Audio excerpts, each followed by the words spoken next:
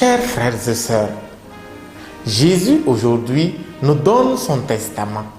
Il nous dit ceci: je vous donne un commandement nouveau, c'est de vous aimer les uns les autres. Comme je vous ai aimé, vous aussi aimez-vous les uns les autres. À ceci, tous reconnaîtront que vous êtes mes disciples, si vous avez de l'amour les uns pour les autres. Jésus ne nous demande pas une chose impossible. C'est la raison pour laquelle il dit « comme je vous ai aimé », parce qu'il a été le premier à nous aimer. Oui, comme il nous a aimés, nous aussi devrions-nous nous aimer les uns les autres. Mais comment Jésus a-t-il aimé vraiment? Il l'a fait de plusieurs manières. Tout d'abord, Jésus nous a aimés en acceptant de devenir un homme comme nous, en acceptant de devenir notre égal. Je n'ai jamais vu un patron qui se met au niveau de ses propres serviteurs. Même si ce patron existait, il le ferait pour la forme. Mais Jésus nous demande de démontrer notre amour en nous considérant égaux. Je prends un exemple banal. Je suis une maîtresse de maison et j'ai une nourrice à la disposition de mon enfant à qui je paye un salaire. Si cela m'empêche de laver moi-même les couches de mon bébé en présence de la nourrice, c'est que je n'imite pas Jésus.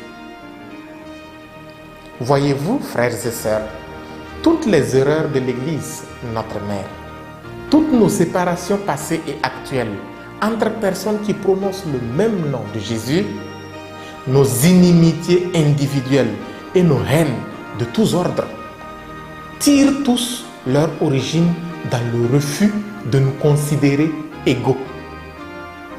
Comment alors pourrions-nous aimer comme Jésus? Ensuite, Jésus nous a aimés en se mettant à nos pieds. Lorsqu'au dernier repas, il se permit de laver les pieds de ses disciples.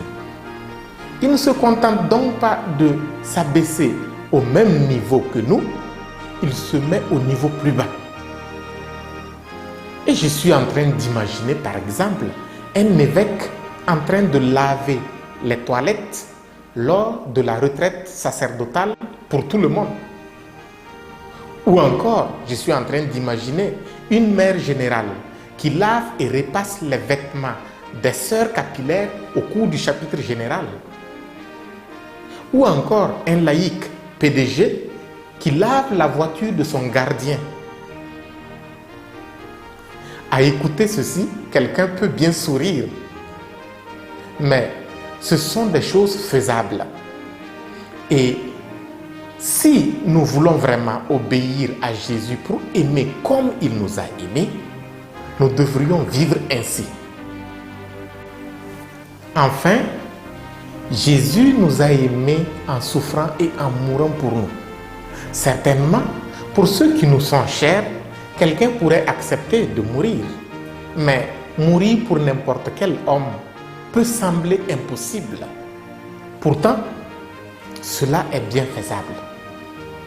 Je me souviens d'un confrère prêtre qui, en face d'un camion qui avait dévié de sa trajectoire et qui se dirigeait impitoyablement sur sa voiture, a fait tout son possible pour que l'impact contre sa voiture soit de son côté. Ainsi a-t-il accueilli la mort pour que l'inconnu qui l'avait pris en cours de route dans sa voiture et qui était du côté passager ne meure pas. Cela peut sembler impensable. Mais justement, le disciple du Christ, c'est celui qui est capable d'actes positivement impensables. Et c'est cela, aimer comme Jésus. Il y a mille et une autres manières d'aimer comme Jésus.